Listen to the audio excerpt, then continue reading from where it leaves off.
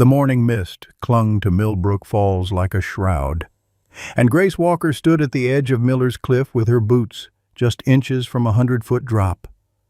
Below her, the town of 1,200 souls lay spread out like a child's toy village, smoke already rising from 3 different points where the wildfire had begun its hungry march toward everything she'd failed to protect.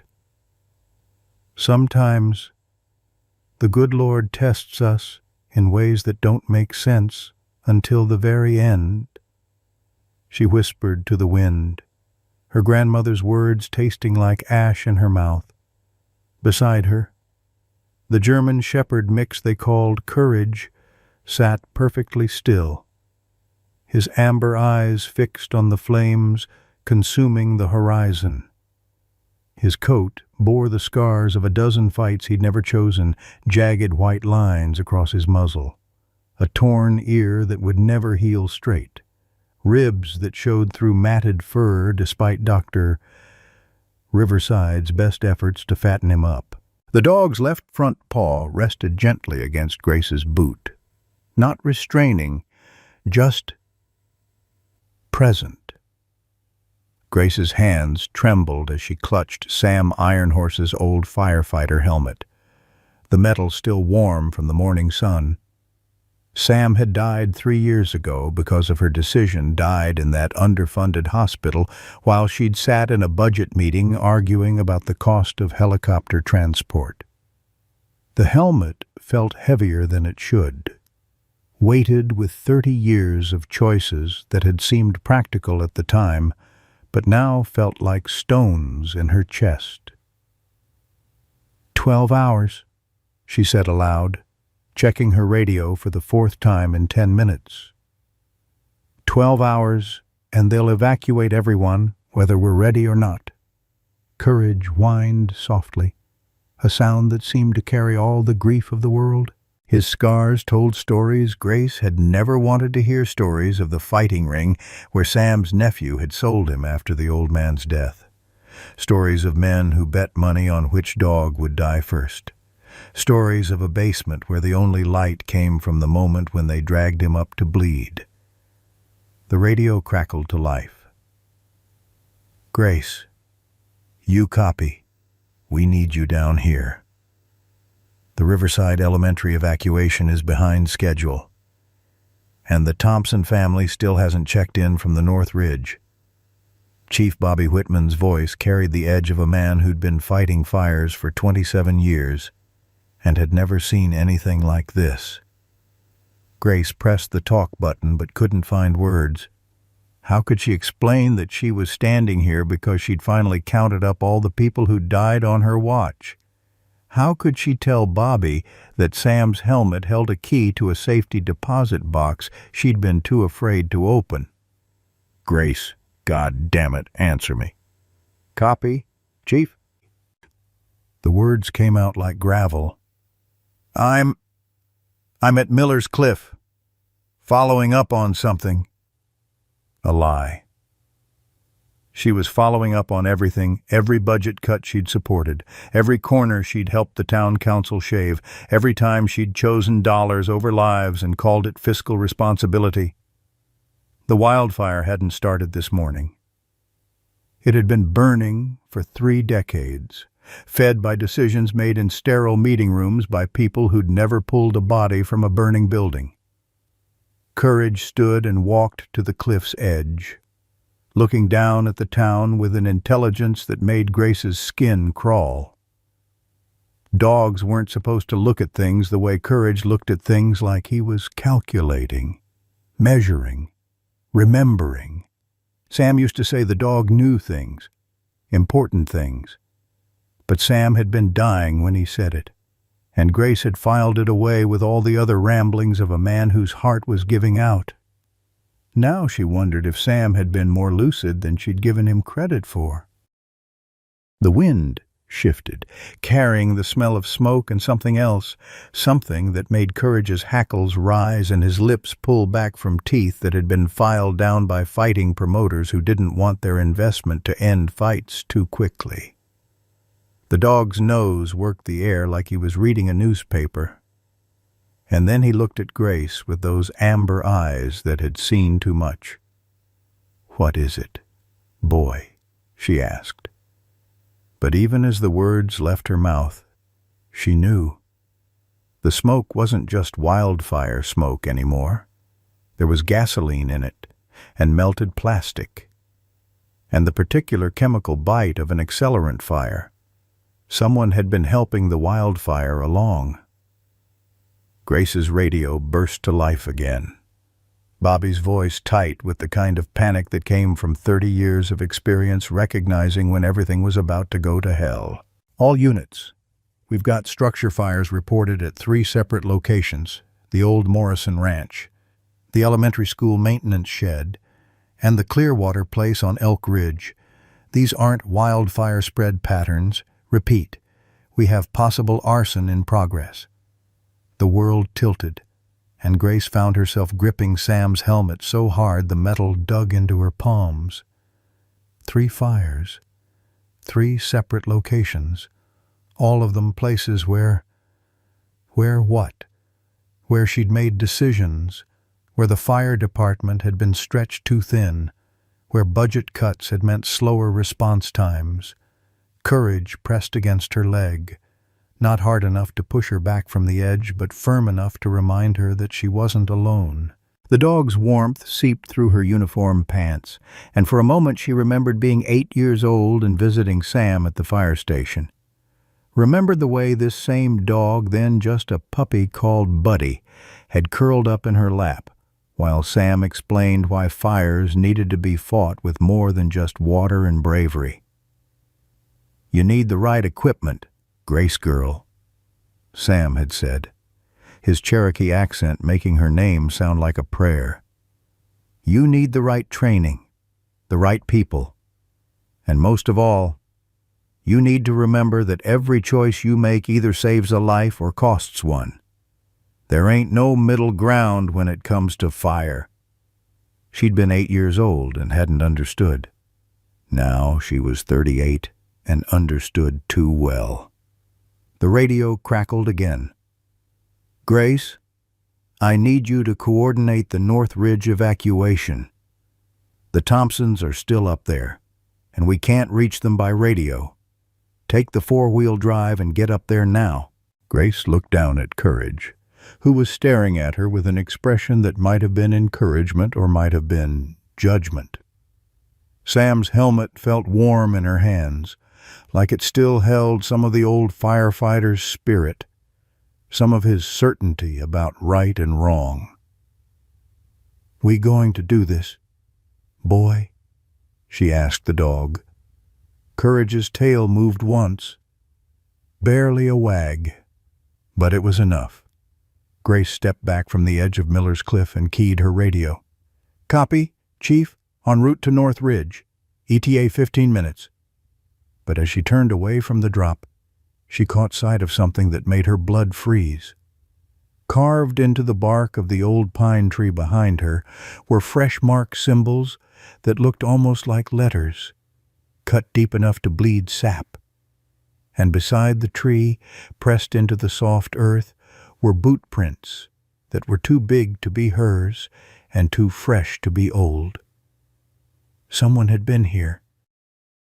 Someone had been watching her stand at the edge of the cliff, watching her contemplate the drop, watching her hold Sam's helmet like a talisman against 30 years of guilt.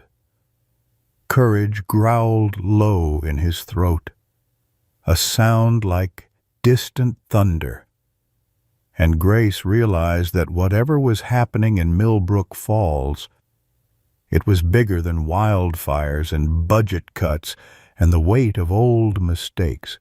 Someone wanted her to know they'd been watching. Someone wanted her to be afraid. Leave a like and share your thoughts in the comments along with the city you're watching from now. Let's continue with the story. The memory hit Grace like a physical blow as she climbed into her truck. 30 years collapsing into nothing as she remembered being 8 years old with pigtails and a gap-toothed smile. holding her father's calloused hand as they walked through the red brick firehouse that had seemed as grand as a cathedral to her young eyes. "Grace girl, come meet someone special," Sam Ironhorse had called out, his voice carrying that particular warmth he reserved for children and wounded animals. He'd been 47 then, still broad-shouldered and strong, his Cherokee features weathered by years of running into burning buildings while other men ran out. The fire station had smelled of diesel fuel and coffee, rubber boots and that particular soap they used to wash the trucks. In the corner of the garage, near the gleaming red engine 12, a German shepherd puppy had been sleeping in a cardboard box lined with old blankets. The puppy was maybe 8 weeks old, all oversized paws and floppy ears, his coat a rich golden brown with black markings that would darken as he grew. "His name's Buddy," Sam had said, kneeling beside the box. "Found him on the side of Highway 2, no mama in sight. Doc Riverside says he's healthy as a horse, just needs some loving." Grace had approached carefully, the way her father had taught her to approach all animals, letting the puppy sniff her small hand before she dared to pet him. Buddy had licked her fingers with a pink tongue that felt like warm sandpaper, and when she'd giggled, his tail had started wagging so hard his whole body wiggled. "Can I hold him?" she'd asked, and Sam had lifted the puppy gently, settling him in Grace's lap as she sat cross-legged on the concrete floor. "A dog's loyalty ain't something you earn once, child," Sam had said, watching Buddy curl up against Grace's small chest. "It's something you honor every day.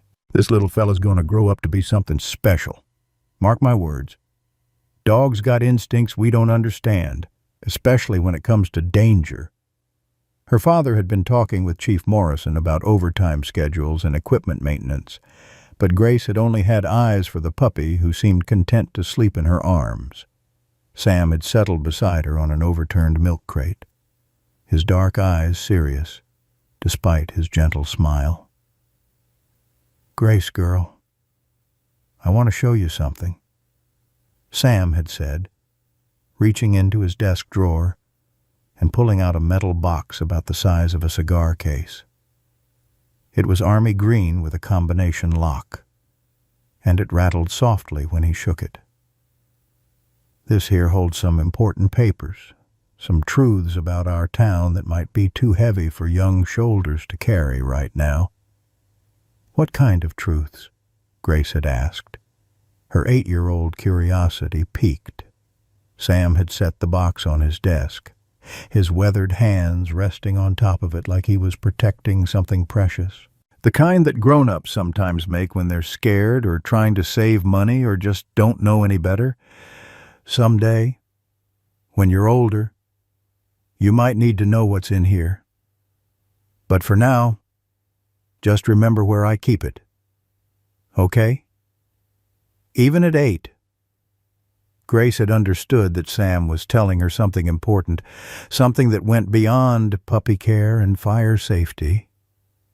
She'd nodded solemnly, committing the location of the green box to memory. "Will Buddy help fight fires when he grows up?" she'd asked, scratching behind the puppy's ears. Sam's expression had grown distant, like he was seeing something far away. "That dog's got a gift. Grace girl. He can smell things other dogs can't smell, sense things before they happen. I'm going to train him special, teach him to find people who are lost or hurt." He'd paused, looking down at Buddy with something that might have been sadness. "Fire's a living thing. You know, it breathes and grows and hungers. Sometimes it takes more than it should, and sometimes we don't do enough to stop it." Grace hadn't understood what he meant then, but she'd filed it away with all the other mysterious things adults said that only made sense years later. "Uncle Sam," She'd said she'd always called him Uncle Sam, even though they weren't related, because he'd been her father's partner for 10 years, and that made him family. "Why do you look sad when you talk about fire?" Sam had been quiet for a long moment, his hand moving gently over Buddy's sleeping form. When he'd finally spoken, his voice had carried the weight of old grief. "Because fire took something from me once, something I can't get back. But maybe, if I teach this little fella right, if I prepare him for what's coming, he can help save what fire tries to take from other folks." The puppy had stirred in Grace's lap, opening sleepy brown eyes that even then had seemed older and wiser than they should have been. Buddy had looked up at Sam with what Grace would later recognize as devotion, the kind of pure love that only dogs seemed capable of. "The fire that changes everything," Sam had murmured, so quietly Grace had almost missed it. "That's what my grandmother used to call it. Every person faces one in their lifetime, the fire that shows them who they really are, what they're really made of." Grace's father had finished his conversation and come over to collect her, but not before Sam had made her promise to visit Buddy again soon. As they'd walked to their old Ford pickup, Grace had turned back to see Sam kneeling beside the puppy's box, whispering something in Cherokee that she couldn't understand, but somehow felt in her bones. "That Sam's a good man," her father had said, as they'd driven home through the mountain dusk. "Lost his wife and boy in a house fire 15 years back, before you were born. Could have made him bitter, but instead it made him determined to make sure it don't happen to nobody else." Grace had pressed her small face to the truck window, watching the fire station disappear behind them, not knowing it would be another 20 years before she'd understand why Sam had shown her that locked box, why he'd spoken of fires that change everything, why he'd looked at a tiny puppy like he was seeing salvation. Now, 30 years later, sitting in her own truck with Courage, the same dog, grown old and scarred and wise, pressed against her side, Grace finally understood what Sam had been trying to tell her. He hadn't just been training a search and rescue dog. He'd been preparing for something specific, something he'd known was coming but hadn't been able to prevent, the fire that changes everything. Grace's hands tightened on the steering wheel as she realized that Sam's locked box was still there, still in his old desk at the fire station, waiting for someone with courage enough to open it and face whatever truths lay inside. The key was in her pocket, attached to the same chain as the whistle Sam had given her when she'd graduated from the fire academy. Courage whined softly, pressing his scarred muzzle against her arm, and Grace knew that whatever was burning in Millbrook Falls today had been smoldering for 30 years, waiting for the right conditions to explode into something that would consume everything she'd tried to build. The fire that changes everything had finally come. Grace's hands wouldn't stop shaking as she gripped the steering wheel, her knuckles white against the black plastic. The tremor had started 3 years ago, right after Sam's funeral, and it got worse whenever she smelled smoke or heard sirens or had to make the kind of decisions that kept her awake at night. Dr.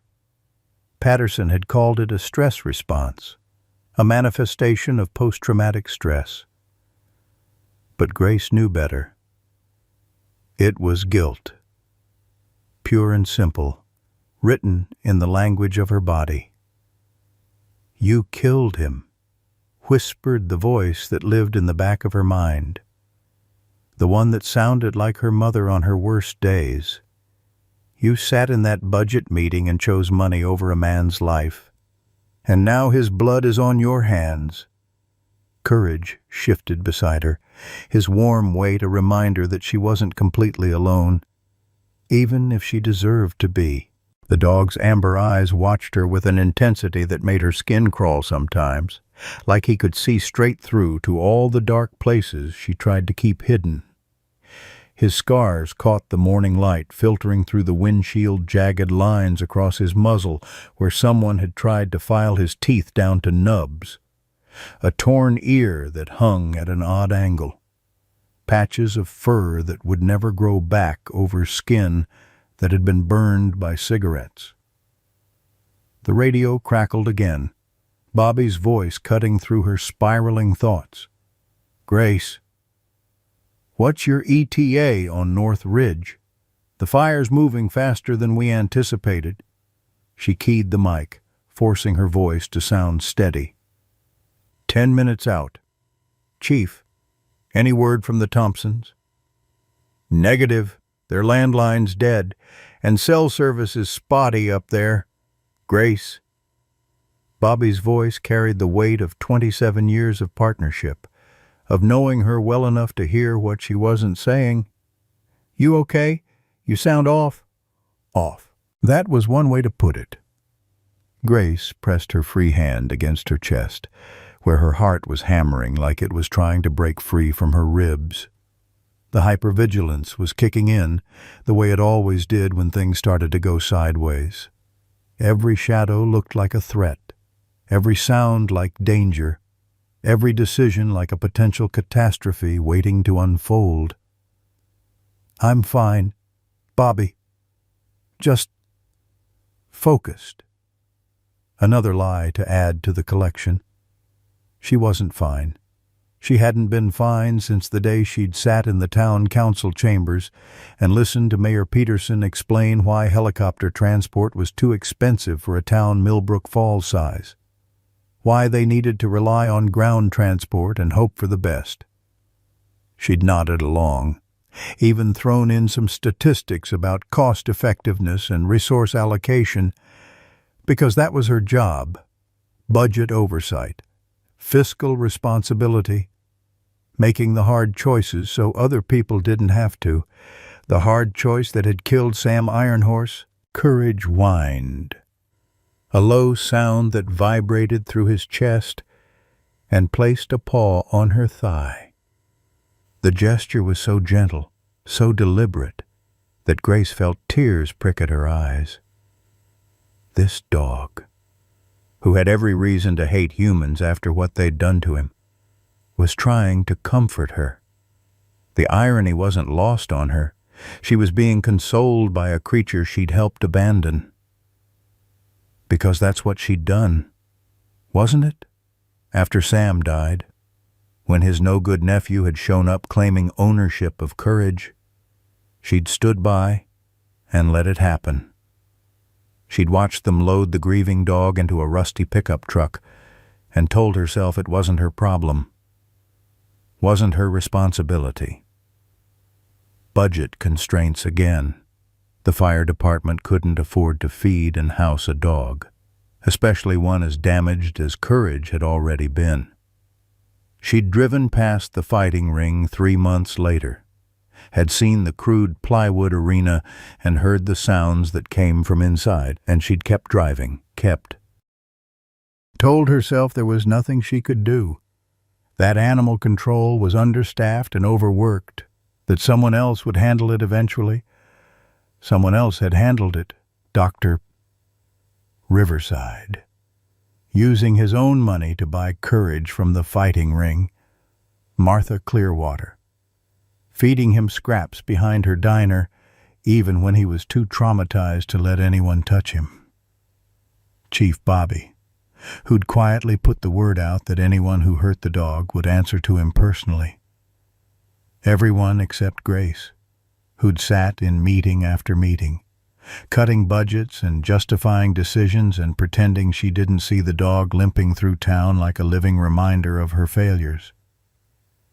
The road to hell is paved with good intentions and budget cuts, she muttered, her grandmother's voice echoing in her memory.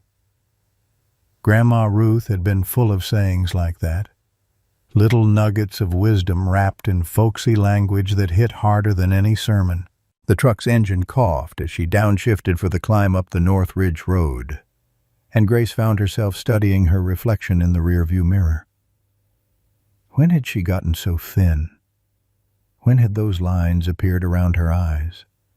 She looked like someone who'd been carrying too much weight for too long, someone who'd forgotten how to sleep without nightmares. Her radio crackled to life again, but this time it wasn't Bobby's voice. All units, be advised we have a confirmed structure fire at the Clearwater residence.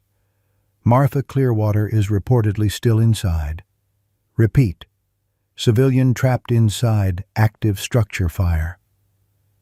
Grace's blood turned to ice. Martha Clearwater, who'd shown more kindness to Courage than anyone in town. Martha, who'd defended the dog when others wanted him put down. Who'd argued in town meetings that Millbrook Falls should be judged by how it treated its most vulnerable residents. Courage's head snapped up, his ears pricked forward and his entire body tense with alertness. A low growl rumbled in his chest, not aggressive, but urgent, like he was trying to communicate something Grace couldn't understand. "Bobby, this is Grace. I'm closer to the Clearwater place than anyone else. Permission to divert from North Ridge evacuation." The silence stretched long enough that Grace thought she'd lost the signal.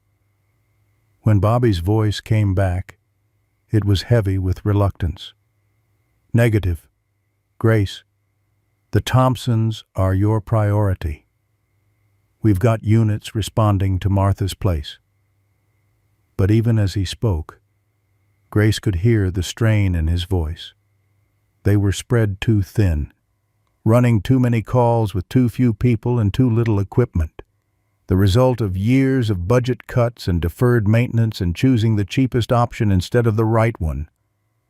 Courage suddenly lurched forward, pressing his nose against the windshield and whining urgently. He was looking toward a plume of smoke rising from the direction of the Clearwater house, his entire body vibrating with tension. Grace made a decision that would have horrified the budget committee but felt right in her bones. She yanked the wheel hard left, taking the cut-off road that led to Martha's place instead of continuing up the ridge. "Grace, where are you going?" Bobby's voice crackled through the radio, sharp with concern. She didn't answer, couldn't answer, because she was finally understanding what Sam had been trying to tell her all those years ago. Sometimes you had to choose between following orders and following your conscience. Sometimes the right thing and the easy thing were miles apart.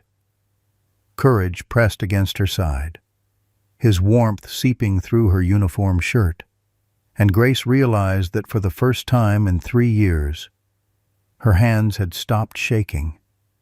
She was done making decisions based on spreadsheets and budget projections. She was done letting good people suffer because it was fiscally responsible.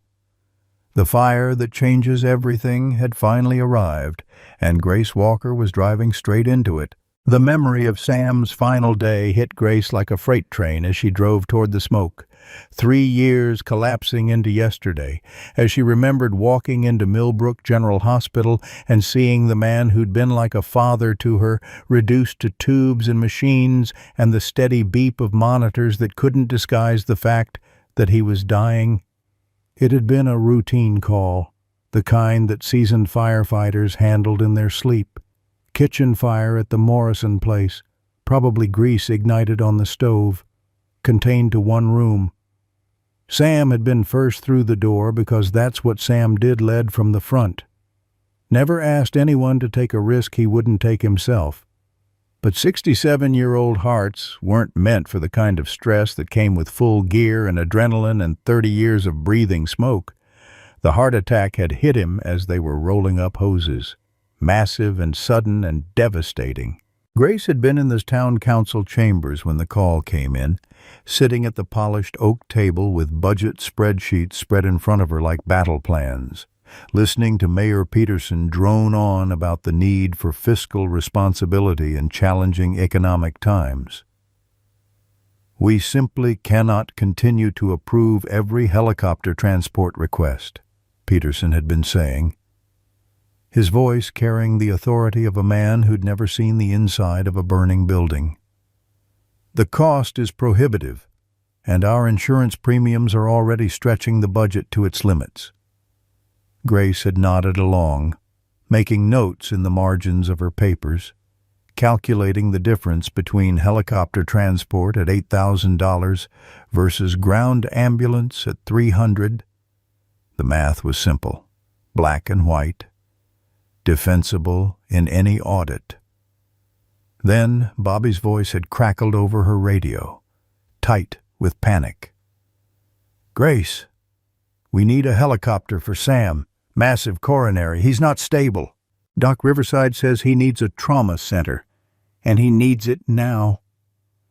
The room had gone quiet. 12 sets of eyes turning to Grace as she stood there with her radio in one hand and her budget projections in the other.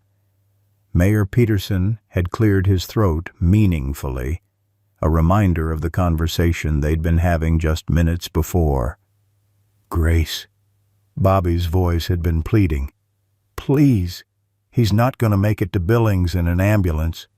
She'd looked at the numbers on her spreadsheet, at the concerned faces around the table, at the mayor's subtle shake of his head, fiscal responsibility, budget constraints, the greater good of the community.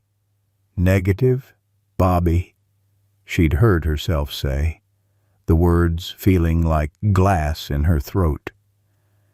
Ground transport to Millbrook General. They can stabilize him there and arrange transfer if needed. The silence on the other end of the radio had stretched for an eternity. When Bobby finally responded, his voice had been cold as winter stone. "Copy that." 2 hours later, Sam Ironhorse had been dead, his heart giving out completely while they were still trying to arrange the helicopter transport that should have happened immediately. Dr. Peterson, no relation to the mayor, had pulled Grace aside in the hospital corridor, his face gray with exhaustion and grief. "He might have made it," the doctor had said quietly. "If we'd gotten him to the trauma center in Great Falls, if we'd had the cardiac specialists available there, he might have made it."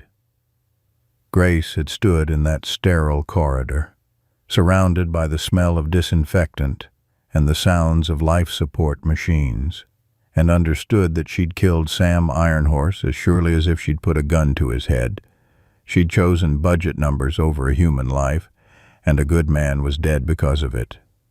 But the worst part had come later, when she'd finally worked up the courage to visit Sam's bedside in those final minutes. He'd been conscious, barely, his Cherokee features gaunt and gray, but his dark eyes still sharp with intelligence. Courage had been there. Somehow later she'd learned that Bobby had brought him, despite hospital regulations, because some things mattered more than rules. "Grace girl," Sam had whispered, his voice barely audible over the ventilator. "Come here." She'd approached the bed like a condemned woman walking to the gallows, certain that Sam's last words would be a curse, a condemnation of her greed and cowardice. Instead, his weathered hand had found hers, surprisingly warm and steady. "Take care of Courage," he'd said, each word a struggle. "He knows things, important things. The box, in my desk, the keys in my jacket pocket. When the time comes, you'll know." Grace had wanted to apologize, to throw herself on his mercy and beg forgiveness for the choice she'd made. But Sam's eyes had already been closing. His final words had been spoken in Cherokee, something that sounded like a prayer or a blessing. And then he was gone. She'd taken the key from his jacket pocket. a small brass thing that felt heavier than it should have, and she'd made another choice that would haunt her for years. Instead of taking Courage home, instead of honoring Sam's final request, she'd let the nephew claim the dog. Told herself the fire department couldn't afford a pet, that budget constraints made it impossible. More lies, more justifications, more choosing the easy path over the right one. The nephew had sold Courage to the fighting ring within a week, pocketing the cash and disappearing back to whatever hole he'd crawled out of. Grace had heard about it from Bobby, who'd been too disgusted to speak to her for months afterward. She'd driven past the illegal operation once, heard the sounds of dogs being forced to fight for human entertainment, and kept driving. Sometimes the hardest thing and the right thing are the same thing, Sam had told her once, years ago when she was still young enough to believe that good intentions were enough. Now she understood what he'd meant. Doing right often hurt, often cost more than you could afford, often demanded sacrifices that seemed impossible to make. She'd failed Sam's test, failed it completely and utterly, and a good man had died because of her cowardice. But even in death, Sam had been trying to teach her something. The key in her pocket, the locked box in his desk, the dog he'd trained to know things that might save lives, it was all connected, all part of a lesson she'd been too blind to see. Courage pressed against her side now, his scarred body warm and solid, and Grace felt something break open in her chest. This dog had endured hell because of her choices, had suffered unimaginable cruelty because she'd been too concerned with budget numbers to honor a dying man's final request. Yet here he was, still trying to help, still using the skills Sam had taught him to save lives. The Clearwater house came into view, flames already licking at the roof, and Grace saw Martha's car still in the driveway. The old woman was trapped inside, just like Sam had been trapped by Grace's decision to prioritize money over mercy. But this time would be different. This time, Grace would choose courage over cowardice, would risk everything to save someone instead of watching them die from a safe distance. Courage whined urgently, his nose pressed against the passenger window, and Grace understood that he was trying to tell her something important. The dog could smell accelerants, could detect the signs of arson that human noses would miss. Sam had trained him for this exact situation, had prepared him to help save lives when the fires came, the fires that had been deliberately set by someone who wanted to watch Millbrook Falls burn. Grace grabbed her radio and keyed the microphone. "Bobby, this is Grace. I'm at the Clearwater place, and I think we're dealing with arson. Courage is detecting accelerants. Grace, get out of there. That's not a rescue situation. It's a crime scene." But Grace was already climbing out of the truck, already moving toward the burning house with Courage at her side. Sam's key was warm in her pocket, a reminder of promises broken and chances lost. She wouldn't fail again. She wouldn't let another good person die because she was too afraid to do what was right. The fire that changes everything had finally come, and Grace Walker was walking straight into it. Grace's boots pounded against the gravel driveway as she ran toward Martha Clearwater's burning house, Courage keeping pace beside her despite his limp. The smoke was thick and black, the kind that came from more than wood and fabric burning. There was something chemical in it, something that made her eyes water and her throat close up. Behind them, her radio crackled with Bobby's increasingly frantic calls for backup units that were already stretched too thin across 3 separate fire scenes. 6 months ago. Millbrook Falls had been the kind of place where the biggest emergency was usually a kitchen fire or a fender bender on the mountain highway. Now Grace found herself coordinating response to multiple structure fires, while wildfire crept down from the ridges like some biblical plague. And she couldn't shake the feeling that all of it was connected somehow. The first suspicious fire had been the old Henderson barn, out on Crow Creek Road where nobody lived anymore. Grace had thought it was just bad wiring in a building that should have been torn down years ago, but Courage had been there when they'd arrived, sitting at the edge of the firelight like he was waiting for them. The dog had acted strange that night, pacing and whining and trying to lead them away from the main fire toward a pile of oily rags that had been stacked behind the building. Bobby had dismissed it as coincidence, but Grace had started paying attention to the pattern. Every fire in the past 6 months, Courage had appeared before the first sirens, like he'd known something was going to happen. The dog would position himself upwind of the flames, his nose working the air with an intensity that made the hair on Grace's arms stand up. "He's trying to tell us something," she'd said to Bobby after the third fire. But Bobby had been dealing with budget cuts and personnel shortages and didn't have time for theories about psychic dogs. Now, as Grace kicked in Martha's front door and felt the heat hit her like a physical blow, she wished she'd trusted Courage's instincts sooner. The living room was already fully involved, flames crawling across the ceiling like living things, but she could hear something from the back of the house, a voice, weak, but definitely human. "Martha!" Grace shouted, pulling her bandana up over her nose and mouth. "Martha, where are you?"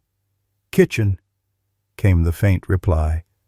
Can't get out." Grace moved through the burning house with Courage at her heels, the dog's training from Sam's era evident in the way he navigated the smoke-filled rooms. He led her around the worst of the flames, guided her past a ceiling beam that crashed down seconds after they'd passed beneath it. Sam had trained this dog for exactly this situation, had prepared him to save lives when human responders weren't enough. But even as Grace pushed deeper into the burning house, her mind was cycling through the timeline of events that had brought them to this moment. 3 structure fires in one morning, all of them in different parts of town, all of them requiring full response from a fire department that had been systematically understaffed and underfunded for years. It was almost like someone had planned it that way, had calculated exactly how to stretch their resources past the breaking point. She found Martha in the kitchen, trapped behind an overturned refrigerator that had somehow fallen across the back door. The old woman was conscious but coughing badly, her face streaked with soot and her silver hair singed from the heat. "Grace." Martha's voice was hoarse with smoke. "Thank God. I thought nobody was coming." "We're getting you out of here," Grace said, putting her shoulder against the refrigerator and trying to move it. The appliance was old and heavy, probably 300 pounds of steel and insulation, and it wouldn't budge. Grace felt panic starting to rise in her chest, the kind of paralyzing fear that had kept her frozen in budget meetings while good people suffered. But Courage was already moving, his scarred body pressed against the refrigerator's base, using his weight and leverage in a way that spoke of Sam's careful training. Together, they managed to shift the appliance just enough for Martha to squeeze through the gap. "Can you walk?" Grace asked. But Martha was already struggling to her feet, her face set with the kind of determination that had made her a force to be reckoned with in town council meetings for 30 years. "I didn't survive the Korean War to die in my own kitchen," Martha said, accepting Grace's arm for support. "But Grace, you need to know this wasn't an accident. I saw someone in my backyard this morning, someone who shouldn't have been there. They made their way toward the front of the house, but the living room was now completely engulfed, flames blocking their escape route. Grace felt her chest tighten with the familiar weight of panic. Another situation where her decisions would determine whether someone lived or died. Courage whined urgently and nudged Grace toward a window she hadn't noticed, a narrow opening that led to Martha's side porch. The dog's nose was working the air again, reading invisible signs that told him this was their safest route out. "Trust him," Martha said, seeing Grace's hesitation. "That dog's got more sense than most people in this town." Grace helped Martha through the window first, then followed with Courage, bringing up the rear.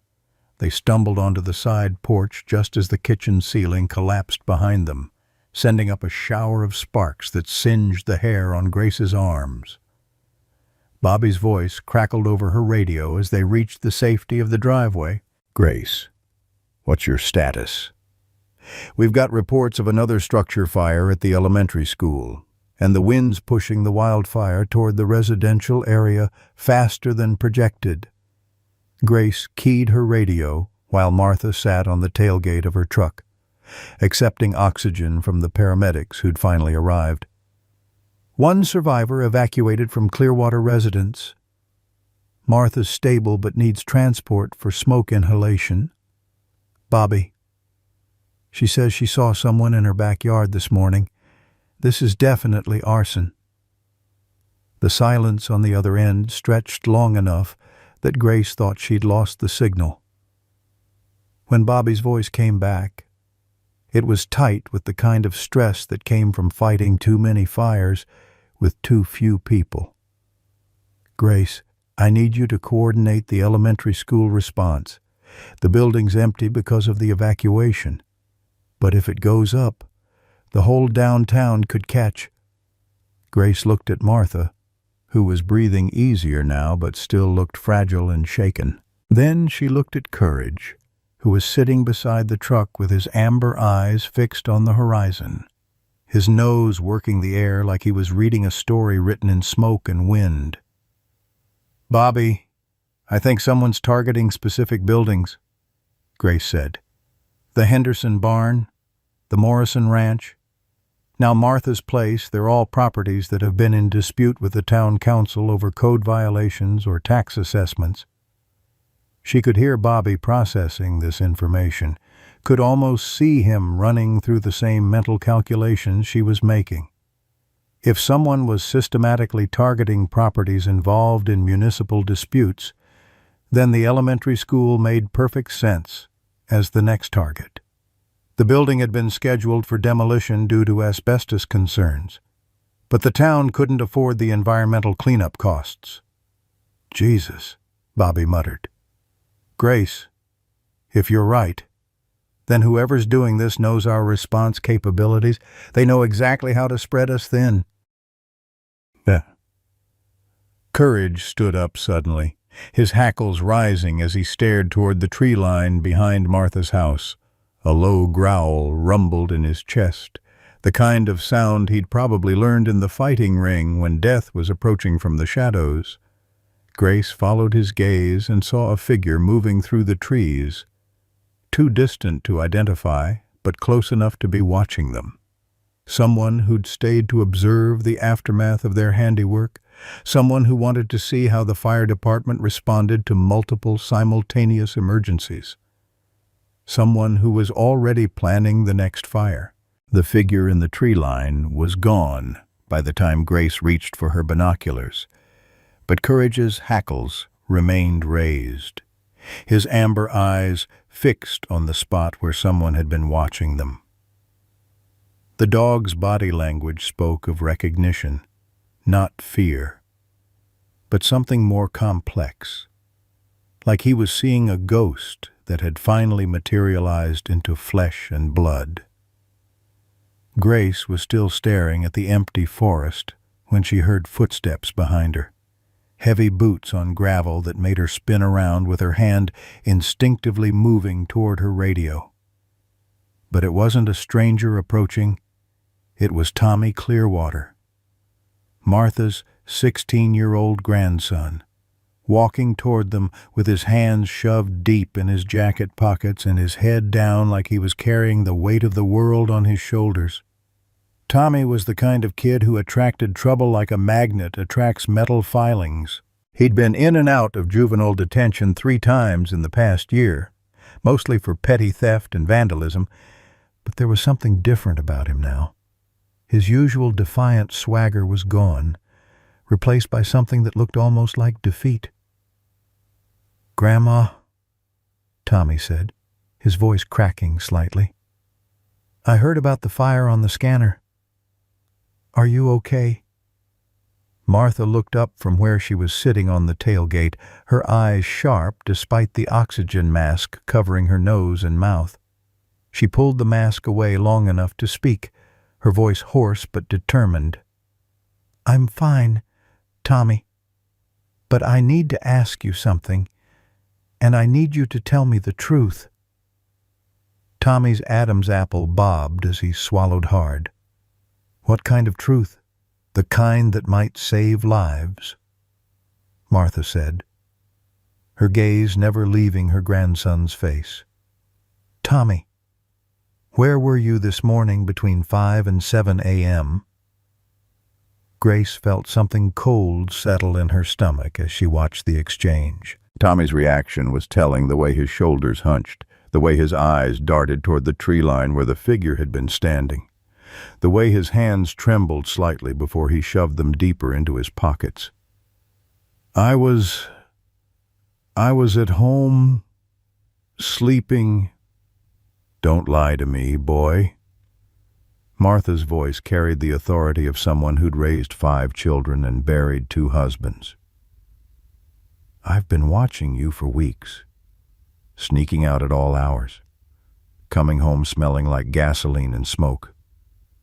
Now there's fires all over town, and you show up here looking like you've seen a ghost."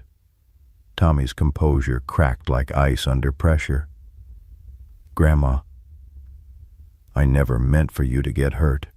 I swear to God, I never meant for any of this to happen." The words hit Grace like a physical blow. This 16-year-old kid, Martha's own grandson, was confessing to setting the fires that had nearly killed her. But even as the shock registered, Grace found herself studying Tommy's face, looking for the kind of calculated malice she'd expected to find in an arsonist. Instead, she saw something that looked like genuine anguish. "Why?" Martha asked, her voice barely above a whisper. "Tommy, why would you do this?" Tommy's hands came out of his pockets, and Grace could see they were shaking. "Because nobody listens? Grandma, nobody cares about what happened to my dad, about what this town did to him." Grace felt her blood turn to ice. Tommy's father, Michael Clearwater, had died in a house fire 10 years ago, and Grace remembered the incident with painful clarity, because it had been one of the first times she'd been forced to make a budget decision that had cost lives. The fire department's ladder truck had been out of service for repairs they couldn't afford, and by the time they'd gotten a replacement unit to the scene, Michael Clearwater had already succumbed to smoke inhalation. "Your father's death was a tragedy," Grace said carefully, "but it was an accident. Tommy, nobody wanted to spend the money to fix the equipment that could have saved him." Tommy's voice cracked with emotion. "I've read the reports, Grace. I've seen the budget committee minutes. The ladder truck was broken for 3 months because the town council said repairs were too expensive. My dad died because you people decided his life wasn't worth the cost of fixing a hydraulic pump." The accusation hit Grace like a slap across the face, partly because it was true, and partly because hearing it from a grieving child made it so much worse. She had been on the budget committee that had delayed the ladder truck repairs, had voted to prioritize other expenses over emergency equipment maintenance. "Tommy," Martha said, struggling to her feet despite the paramedics' protests. "What you're saying about your father?" "Even if it's true, setting fires isn't going to bring him back. It's just going to hurt more innocent people." "Innocent?" Tommy's laugh was bitter beyond his years. "There's nobody innocent in this town. Grandma, not Grace, not Mayor Peterson, not any of the people who've been cutting budgets and letting equipment break down while they worry about their property taxes." Courage had been sitting quietly beside Grace, but now he stood up and walked toward Tommy with deliberate steps. The dog's tail wasn't wagging, but there was something in his posture that suggested curiosity rather than aggression. Tommy looked down at Courage, and for the first time since he'd arrived, his expression softened. "I'm sorry about the rocks," he said quietly. "I know you're just trying to help people, but I was so angry, and you were always there at the fires, and I thought maybe you were working with them somehow." The revelation that Tommy had been the one throwing stones at Courage added another layer of complexity to the situation. This wasn't just about a troubled kid acting out, it was about a young man who'd been systematically failed by the system that was supposed to protect him. "Tommy," Grace said, her voice as gentle as she could make it, "I need you to tell me about the fires. All of them. How many have you set?" Tommy's face crumpled like a child's, and for a moment Grace could see past the anger and defiance to the scared 16-year-old underneath. "7, he whispered. "The Henderson barn was first, then the Morrison place, then the others. I never meant for them to spread. Never meant for the wildfire to get involved. I was just trying to prove that the town couldn't handle multiple emergencies, that all the budget cuts had left us vulnerable." "And today," Martha asked, "you set my house on fire to prove a point." "No." Tommy's voice was sharp with horror. "Grandma, I swear I didn't set your house on fire. I was coming to tell you about the others, to confess everything. But when I got here, your house was already burning. That's when I saw him." Grace felt her pulse quicken. "Saw who?" "The man in the woods. The one who's been watching me, following me. I thought at first he was just some homeless guy. But then I realized he was always there after the fires, always watching to see what happened." The pieces were falling into place now, forming a picture that was both clearer and more disturbing than Grace had imagined. Tommy wasn't the only one setting fires. Someone else was using his pattern, his methods, to create additional chaos. "Tommy, this is very important," Grace said, kneeling down to put herself at eye level with the teenager. "Can you describe this man? Tall, maybe 6 feet, dark hair, wearing a green jacket. He drives an old pickup truck, maybe from the 90s. And Grace, I think he knows about my dad's death. He said something to me once about how the town council needed to pay for what they'd done." Courage whined softly and nudged Tommy's hand with his scarred muzzle. The gesture was so gentle, so full of understanding, that Tommy's carefully maintained composure finally shattered completely. "I'm sorry," he sobbed, dropping to his knees and burying his face in Courage's neck. "I'm so sorry for everything. I just wanted someone to pay attention, wanted someone to care that my dad died because of their decisions." Grace felt tears prick at her own eyes as she watched the broken teenager hold on to the dog he'd once tormented. In that moment, she saw herself reflected in Tommy's pain, saw the same desperate desire for someone to acknowledge the weight of the choices that had been made, the lives that had been lost. But there was no time for extended reconciliation. Somewhere in the woods around Millbrook Falls, a man with a green jacket was setting fires and using Tommy's pattern to cover his tracks.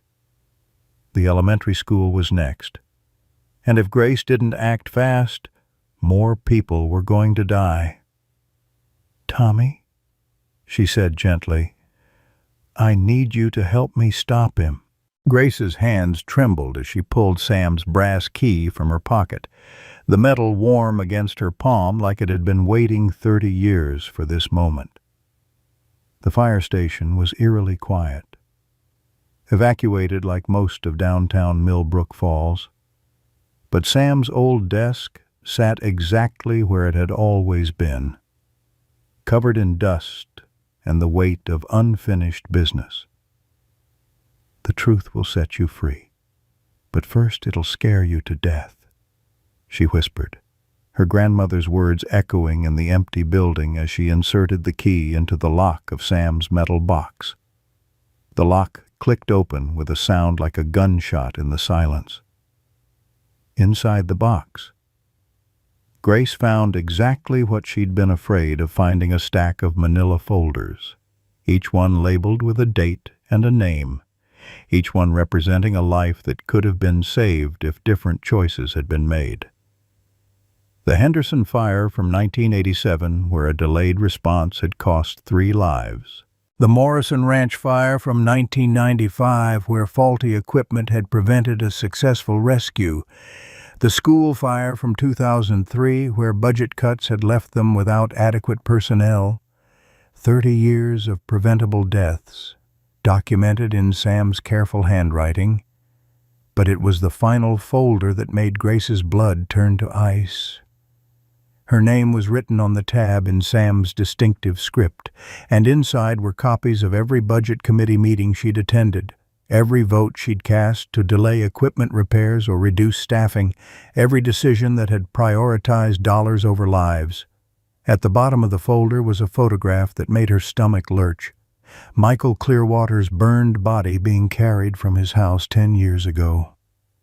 And in the background, barely visible, the broken ladder truck that might have saved his life if Grace hadn't voted to delay its repairs. "He knew," Grace whispered, her voice barely audible in the empty station. "Sam knew what I was doing, and he documented everything. But there was more. Beneath the folders was a leather journal, its pages filled with Sam's observations about the town's emergency preparedness, his growing concerns about the pattern of budget cuts, and his suspicions about what would happen when the next major crisis hit. The final entry was dated just 3 days before Sam's death, and it made Grace's blood run cold. "The fire that changes everything is coming. I can feel it in my bones, the way my grandmother used to feel storms approaching. Grace doesn't understand yet that every choice she makes in those meetings echoes through time, that every penny saved costs lives down the road. I've tried to prepare Courage for what's coming, trained him to find the living and the dead, to detect accelerants and guide rescuers to safety. But it won't be enough if Grace doesn't learn to choose courage over comfort, lives over ledgers." The man in the green jacket has been watching us, asking questions about response times and equipment failures. He's planning something that will expose every weakness in our system. When it happens, Grace will have to choose who she really is, the woman who calculates the acceptable cost of human life, or the woman who remembers that every life is precious beyond measure. Grace's hands shook as she read the words, understanding flooding through her like ice water. Sam had known that someone was planning to exploit the town's vulnerabilities, had known that the budget cuts and equipment failures would eventually come home to roost in the form of a devastating crisis. He'd been trying to prepare her for this moment. Courage pressed against her leg, his warm weight grounding her as the full scope of her failures crashed down on her. Every person who'd died in the past 30 years, every family destroyed by preventable tragedy, every choice she'd made to save money instead of lives, it was all there in black and white, documented with the clinical precision of a medical examiner's report. The psychological horror of it was overwhelming. Grace had spent years telling herself that she was making tough but necessary decisions, that someone had to worry about the budget, that good intentions somehow absolved her of responsibility for the consequences. But Sam's journal stripped away all her rationalizations, laid bare the simple truth that she'd been complicit in a system that valued property over people, efficiency over empathy. The worst part was realizing that she hadn't just failed the people who'd died, she'd failed the people who'd survived, the families left behind to grieve and wonder why their loved ones hadn't been saved. Tommy Clearwater, sitting in juvenile detention while his rage ate him alive. Martha, burying her son and wondering if someone could have done more. Sam himself, carrying the weight of all those preventable deaths until his heart literally couldn't bear it anymore. Grace sank into Sam's old chair, her chest tight with the kind of panic that made breathing feel impossible. The walls of the fire station seemed to be closing in, and she could hear the sound of her own heartbeat like thunder in her ears. This was what Sam had meant by the fire that changes everything, not just the literal fires consuming Millbrook Falls, but the psychological inferno of confronting the truth about who she really was. She was a killer, not with guns or knives, but with spreadsheets and budget projections and the quiet violence of bureaucratic indifference. Courage whined softly and placed his head on her lap, his amber eyes looking up at her with something that might have been forgiveness. The dog had suffered more than anyone because of her choices, abandoned to a fighting ring, tortured for human entertainment, left to wander the streets like a living ghost. But here he was, offering comfort to the woman who'd helped destroy his life. "Why don't you hate me?" Grace whispered, her tears falling onto Courage's scarred coat. "Why don't you run away and leave me to face this alone?" But even as she asked the question, she knew the answer. Courage didn't hate her because hatred was a luxury he couldn't afford. He'd learned in the fighting ring that survival meant focusing on the next threat, the next challenge, the next opportunity to help someone who needed it. He didn't have the time or energy to waste on resentment. Sam's journal had more entries, earlier ones that Grace forced herself to read despite the growing horror in her chest. Entry after entry documented the systematic erosion of the town's emergency services, the way budget cuts had created a cascade of failures that made tragedy inevitable. Grace doesn't understand that emergency preparedness isn't about preparing for the emergencies you expect, it's about preparing for the ones you can't imagine. Every piece of equipment we delay replacing, every position we leave unfilled, every training program we cut, it all adds up to a system that's one crisis away from complete collapse. The man in the green jacket asked me about our response times to multiple simultaneous incidents. I told him we'd never had to deal with that scenario, and he smiled like he knew something I didn't. I think he's planning to test our limits. Grace's radio crackled to life, Bobby's voice cutting through her psychological spiral. "Grace, where are you? We've got confirmation that the elementary school is on fire, and the wind's pushing the wildfire toward the residential district. We need all hands on deck." She keyed the microphone with shaking hands. "Bobby, I'm at the station. I found Sam's records, and I think I know who's behind this. The man in the green jacket, Sam wrote about him. He's been planning this for months, maybe years. Grace, I need you to focus. We can worry about the investigation later. Right now, we've got 3 structure fires and a wildfire, and we're down to skeleton crews on all units." But Grace couldn't focus on logistics and response protocols, not when the weight of 30 years of preventable deaths was crushing down on her.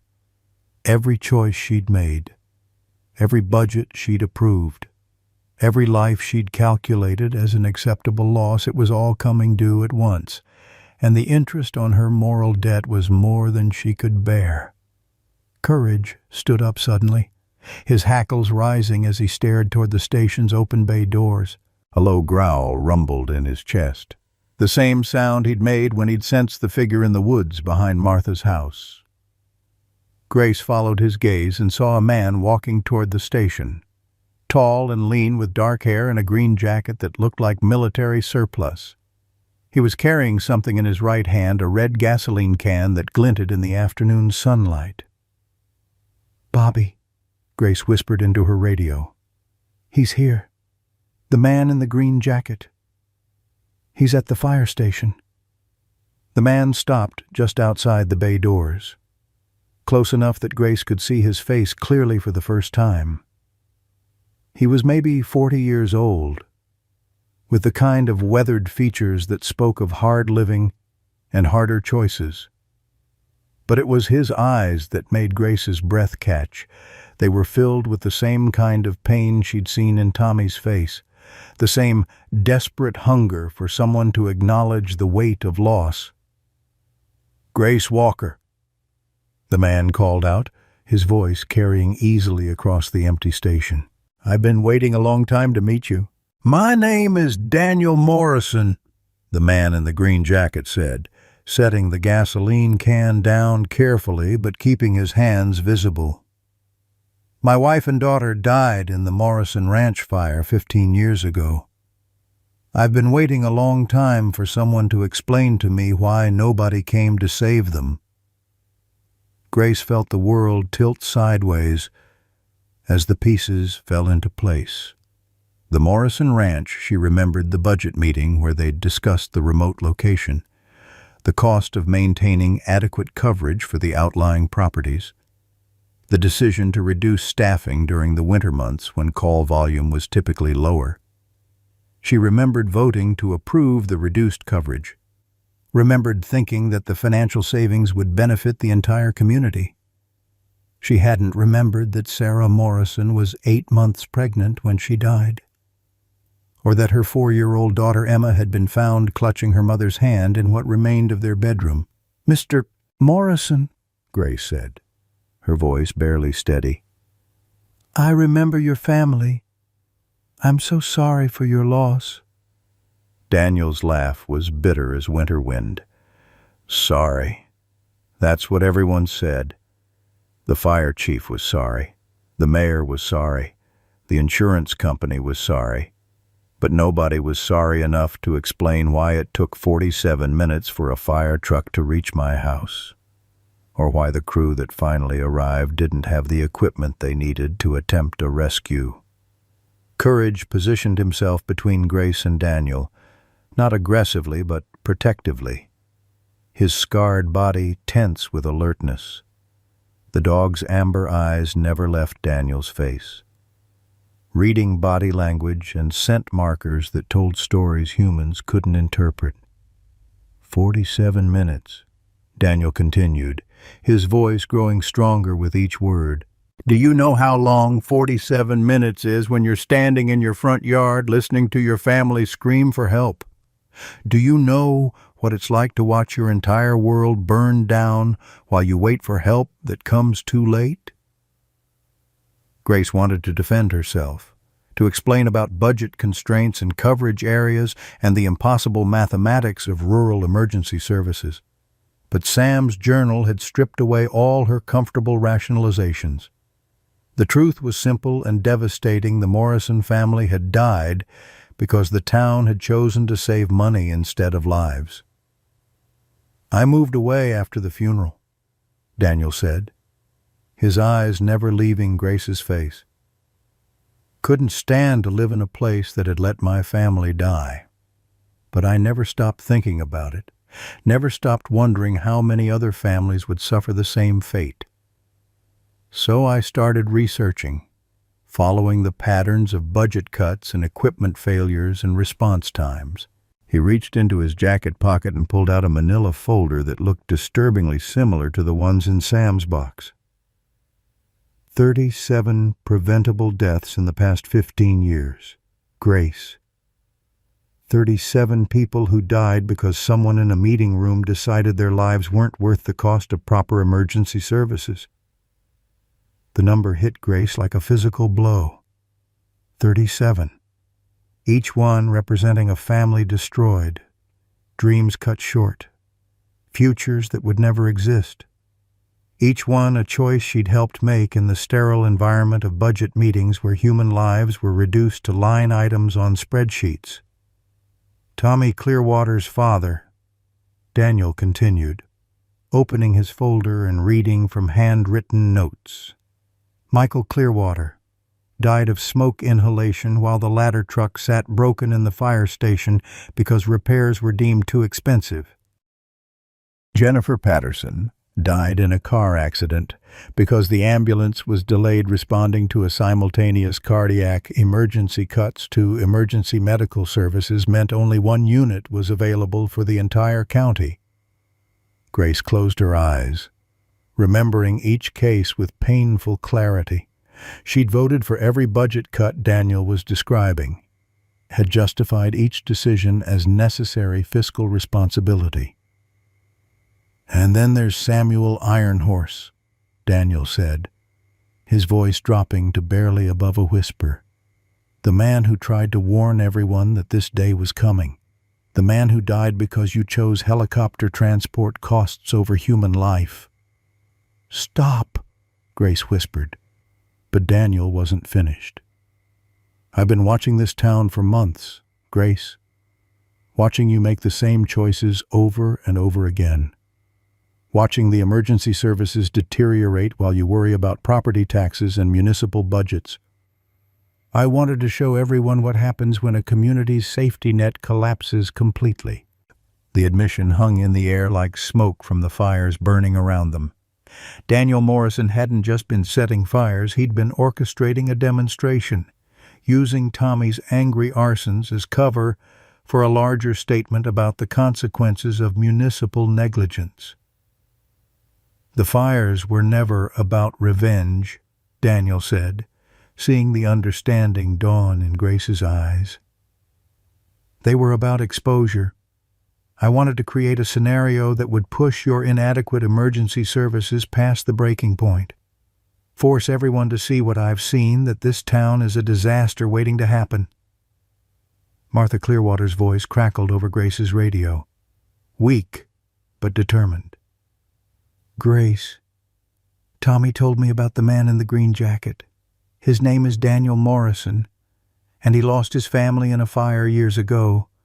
Tommy says he's been following the boy, learning his patterns." Grace keyed her radio without taking her eyes off Daniel. "Martha, are you safe?" "I'm at the hospital with Tommy." "Grace, that man isn't just angry, he's in pain. Deep, soul-crushing pain that's been eating at him for 15 years. You need to understand that before you try to stop him." Daniel smiled sadly at Martha's words. Smart woman. Martha Clearwater. She understands something you've never learned. Grace, that every choice has consequences that ripple through time, touching lives you'll never see. But even as Daniel spoke, Grace could see something changing in his posture, a subtle shift that courage had already detected. The dog's hackles rose higher, and a low warning growl rumbled in his chest. "You want to expose the truth about this town's failures?" Grace said, taking a step forward despite Courage's protective stance. "But what about Tommy? What about the guilt he's carrying for fires he didn't set? What about the people who are going to die today because you decided to make your point?" For the first time since he'd appeared, Daniel's certainty seemed to waver.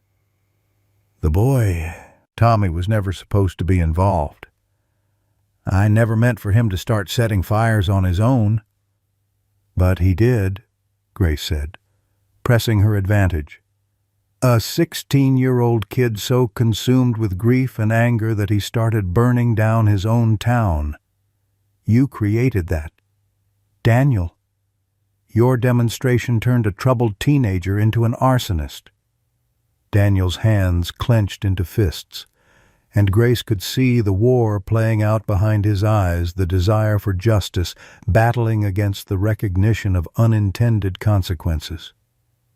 "Tommy Clearwater is sitting in a hospital room right now," Grace continued, "blaming himself for his grandmother nearly dying in a fire he didn't set. You want to talk about preventable tragedies? That boy's pain is preventable. And it's on you." "Don't you dare," Daniel snarled, his composure finally cracking. "Don't you dare lecture me about preventable tragedies when you've got blood on your own hands. How many people died because of your budget votes? How many families suffered because you chose dollars over lives?" The accusation hit home because it was true. Devastatingly and completely true. Grace had 30 years of blood on her hands, 30 years of choices that had prioritized fiscal responsibility over human life. But standing there in Sam's fire station, with Courage's warm presence beside her and the weight of Sam's journal in her hands, she finally understood what the old firefighter had been trying to teach her. "You're right," she said quietly. "I do have blood on my hands, more than I can ever wash clean. But Daniel, burning down this town isn't going to bring Sarah and Emma back. It's just going to create more families like yours, more people carrying the kind of pain that's been eating at you for 15 years. Courage whined softly and moved toward Daniel, not aggressively, but with the careful approach he used when dealing with wounded animals. The dog's instincts had recognized something that Grace was only beginning to understand. Daniel Morrison wasn't a monster. He was a man broken by loss and consumed by the need for someone to acknowledge his pain. "We can't change yesterday's mistakes," Grace said, echoing Martha's earlier words. "But we can stop making them tomorrow." Daniel looked down at Courage, who was now sitting directly in front of him, amber eyes reflecting understanding and compassion despite all the cruelty he'd endured. "It's too late," Daniel whispered. "The wildfire is already spreading toward the residential area. Even if we stopped right now, people are going to die today because this town isn't prepared for a real emergency." "Then help us save them," Grace said simply. "Help us prove that it's not too late to choose lives over everything else." Daniel Morrison stood in the doorway of the fire station for what felt like an eternity, his eyes moving between Grace, Courage, and the gasoline can at his feet. The weight of 15 years of grief hung between them like smoke, thick and suffocating. But something had shifted in his expression, a crack in the armor of rage that had sustained him through years of planning and preparation. "Help us save them," Grace had said, and the words echoed in the empty station like a prayer. Courage took another step toward Daniel, his scarred muzzle extended in a gesture that was unmistakably an offer of peace. The dog had learned to read human pain with the precision of a surgeon, had developed an instinct for finding the wounded and offering comfort, even when comfort wasn't deserved. Daniel's hand moved slowly toward Courage's head, and for a moment Grace held her breath, uncertain whether he was going to pet the dog or push him away. But when his fingers made contact with Courage's golden fur, Daniel's composure finally cracked completely. "She was going to be a teacher," he whispered, his voice breaking. "Sarah was going to teach kindergarten when Emma started school. She had all these plans, all these dreams about the baby we were going to have." Tears streamed down his weathered face. "And Emma, God, Emma was so excited about becoming a big sister. She kept talking to Sarah's belly, telling the baby stories about the horses we were going to get, the tree house I was going to build." Grace felt her own tears flowing as she listened to Daniel's words. In all her years of budget meetings and fiscal planning, she'd never allowed herself to think about the specific dreams that died with each preventable tragedy. It was easier to deal with statistics and cost-benefit analyses than to confront the reality of lives cut short.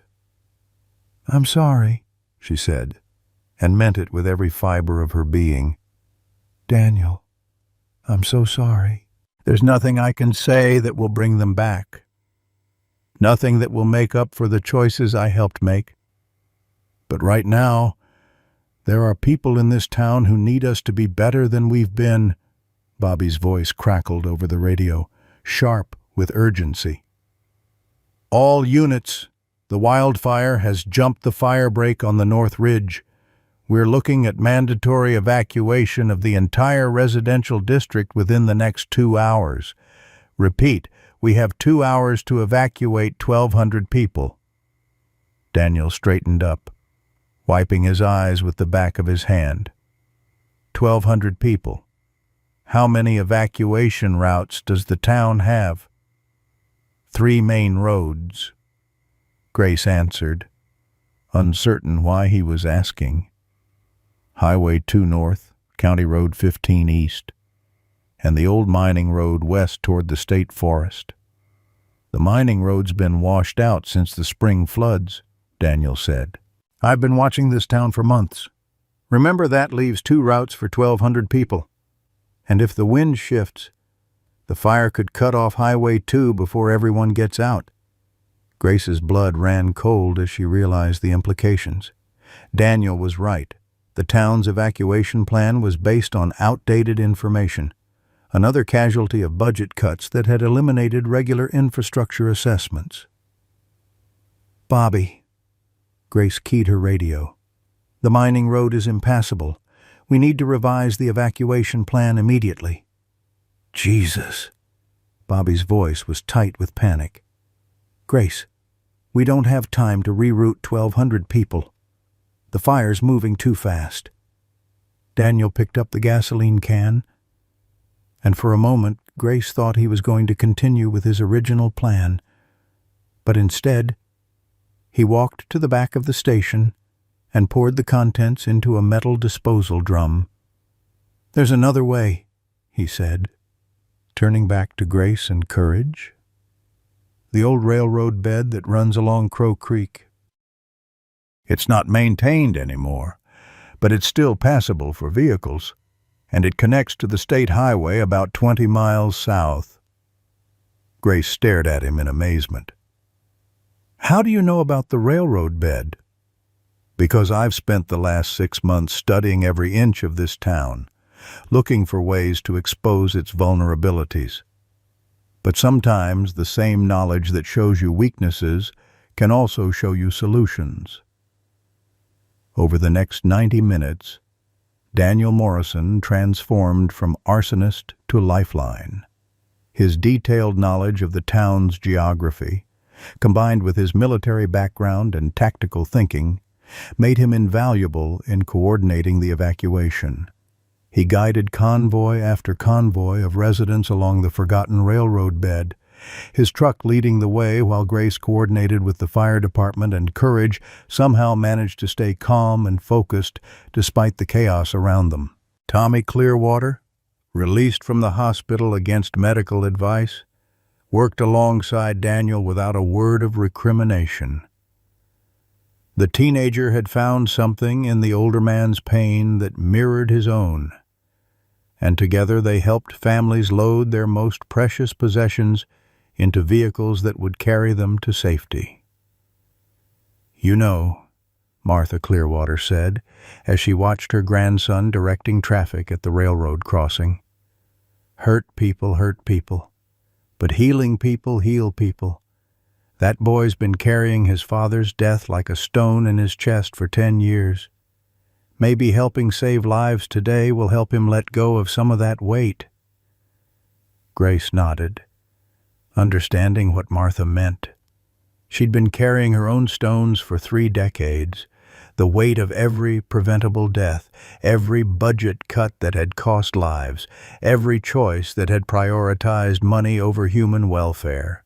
But as she watched Daniel use his pain to help others, watched Tommy channel his anger into service, she began to understand that redemption wasn't about forgetting the past.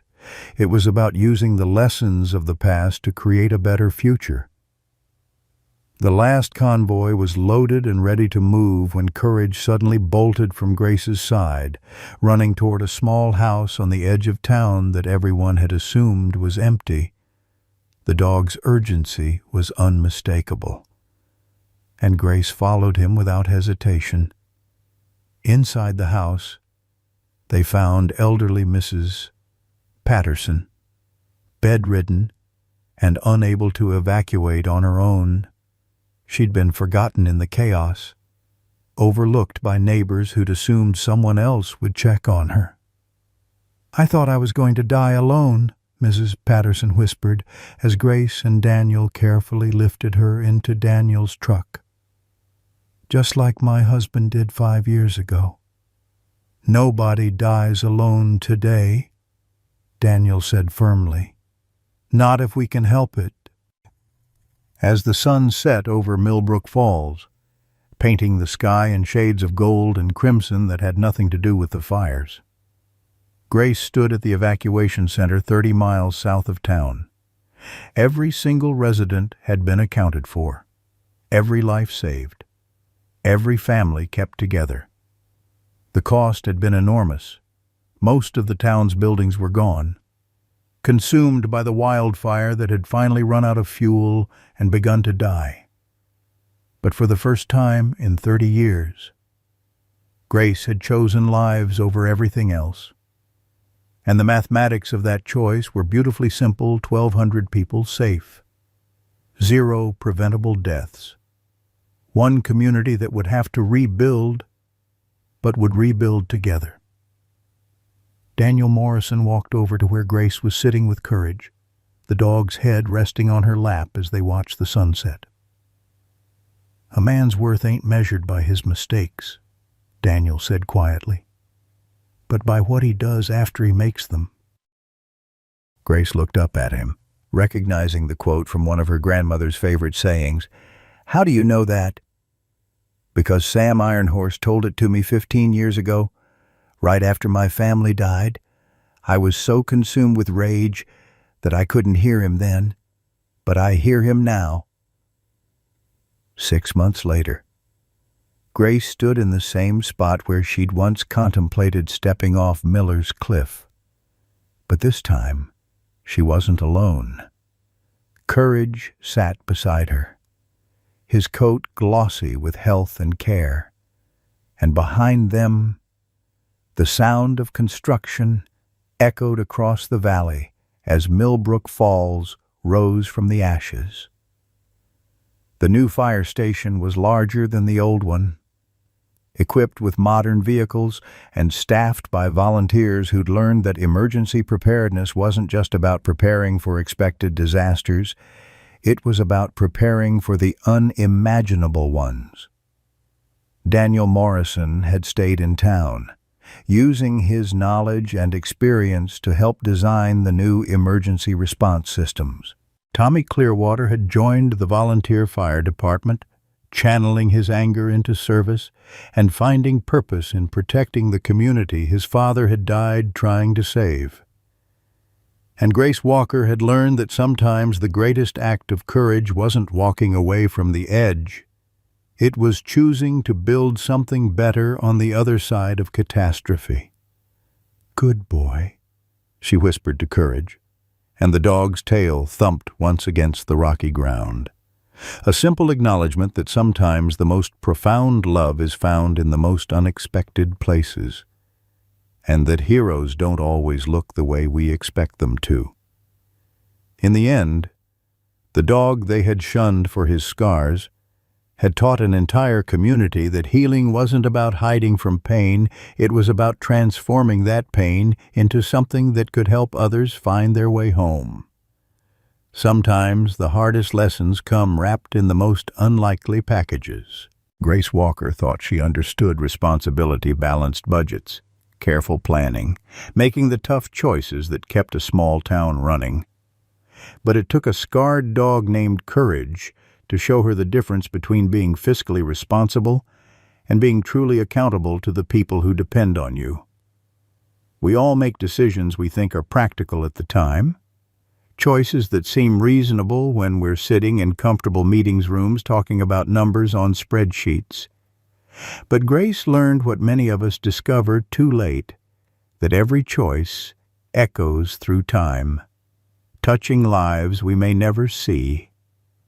The dog everyone shunned because of his appearance became the teacher who showed an entire community that healing doesn't come from hiding our scars, but from using our pain to help others find their way. In the end, Courage didn't just save lives. From fires, he saved souls from the deeper burning that comes from carrying guilt and regret. Sometimes the good Lord uses the most broken among us to teach the rest of us about redemption, about the kind of love that asks nothing in return but gives everything when it's needed most.